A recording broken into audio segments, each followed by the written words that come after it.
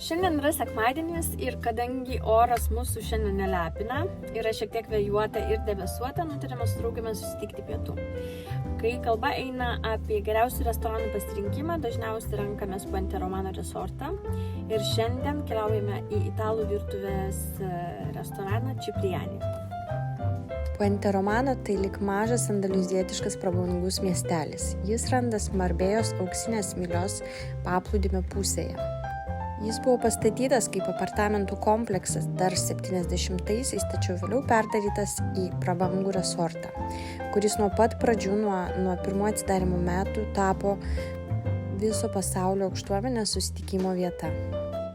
Šiai dienai čia taip pat galite sutikti ypač vasarą pasaulinio lygio žvaigždes, aktorius, sportininkus ir taip toliau. Sekančiame mano poste aš papasakosiu jums apie nekilnojamojo turto kainą šiame resorte. Na, o pietum šiandien buvom pasirinkusios degustacinį meniu. Prisiragavusios įvairių patiekalų keliaujame namo ruoštis pirmadieniui.